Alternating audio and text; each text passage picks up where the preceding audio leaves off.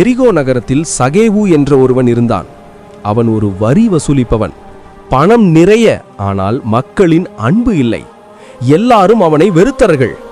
ஒரு நாள் அந்த ஊருக்கு இயேசு வருகிறார் என்ற செய்தி வந்தது. இவர் எப்படி இருப்பார்? இந்த மனிதன் உண்மையிலேயே தேவனுடையவரா என்று பார்க்க சகேவுக்கு ஆசை வந்தது. ஆனால் சகேவு உயரம் குறைவானவன், மக்கள் கூட்டம் அதிகம். அதனால் என்ன செய்தான் தெரியுமா? ஓடிப்போய் ஒரு அத்தி மரத்தில் ஏறினான்.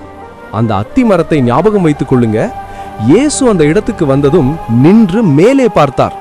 மரத்தில் இருக்கும் சகேவுவை பார்த்து, சகேவே, சீக்கிரம் கீழே இறங்கு, இன்று நான் உன் வீட்டில் தங்க வேண்டும். கூட்டம் முழுக்க சப்தம், இவர் பாவியின் வீட்டுக்கு போகிறாரே.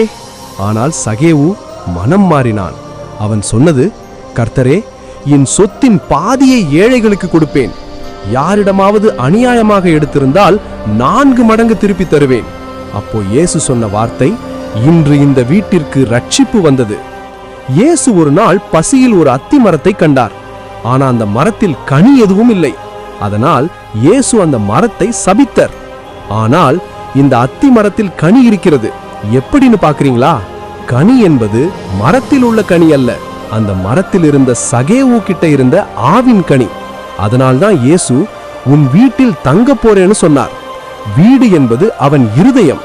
இவன் எனக்குள் கனி தருகிறனோ அவன் இருதயத்தின் சிங்காசனத்தில் இருப்பேன் என்று என் தேவன் சொல்லுகிறார்.